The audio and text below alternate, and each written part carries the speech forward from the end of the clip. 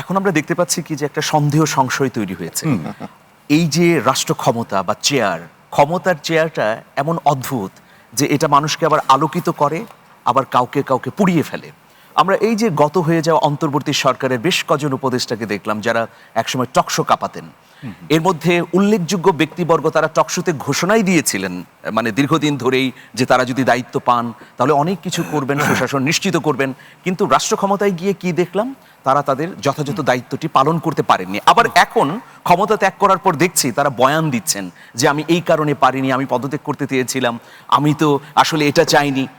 দেখুন, মানুষের মনের মধ্যে কেন সন্দেহ তৈরি হয়? আমি সরকার বাহাদুরকে বলবো যে একজন মুখপাত্র রাখেন, যখন ভিন্ন ভিন্ন দায়িত্বশীল ভিন্ন ভিন্ন কথা বলেন তখন এটা নিয়ে একটা সমালোচনা তৈরি হয় এবং উদ্বেগ তৈরি হয়। সেই জন্য সরকারের তরফ থেকে যে জুলাই, সেটা তো আসলে মুখপাত্র রাখলেও আমরা দেখেছি সরকার যদি একজনকে মুখপাত্র ঠিকও করে, আমরা দেখেছি অধিক কথার দেশ তো, মানে একেবারে কোড আনকোড বলছি যে সেখানে নানাজন কথা বলছে, সেগুলো নিয়ে বিতর্ক তৈরি। না, সেটা কেন বলবেন? আমরা তো জুলাই গণ অভ্যুত্থান পেরিয়ে এসেছি এই জন্যই। দেখুন, এই দেশে প্রথম ইনডেমনিটি কখন দেওয়া হয়?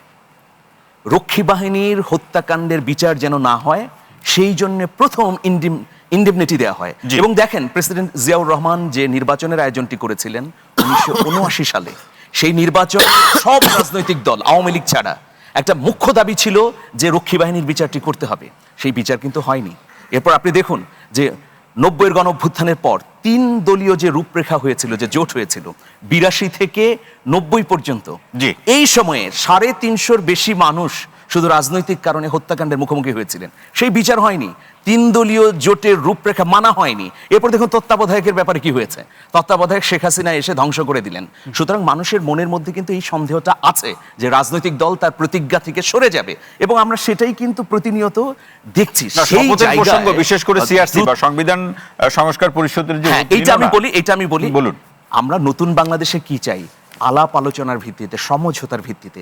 এটা আমি বিএনপি এবং জামাত দুটো দলের ক্ষেত্রেই বলছি যে জামাত এবং এনসিপি এই সংবিধান সংস্কার পরিষদের শপথ নিল, বিএনপি নিল না। কিন্তু এটা বিএনপি জামাত মিলে যদি একসঙ্গে বসতো যে না আমরা এখন নিচ্ছি না, এই সাংবিধানিক বিএনপির তরফ থেকে যদি জামাত বা এনসিপিকে বলা হতো এই সাংবিধানিক একটা বাধ্যবাধকতা আছে, এই জন্য আমরা একসাথে 12ই মার্চের পরে নিতে পারি, তাহলে কিন্তু এই যে আলোচনাটা, আপনি বলছেন যে আলাপ করে অনেক কিছু সমাধান করা যেত, এটা কিন্তু হতো না। কারণ এরা তো সবাই মজলুম।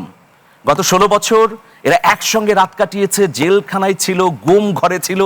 এরপরে এই দ্বন্দ্ব, এই মতভেদ অন্তত জুলাই নিয়ে হওয়া উচিত নয়। সেক্ষেত্রে যদি বসে যেতে পারতো তারা, এবং দেখা দেখি হচ্ছে তো এনসিপি নাহিদ ইসলামের বাসায় জনাব তারেক রহমান যাচ্ছেন, অনুষ্ঠানেও যাচ্ছেন, প্রধান অতিথি ইফতার মাহফিলে যাচ্ছেন, তাহলে জনগণের মধ্যে উদ্বেগটা কমতো, আশ্বস্ত হতো যে না আমাদের কাঙ্ক্ষিত সংস্কার হবে।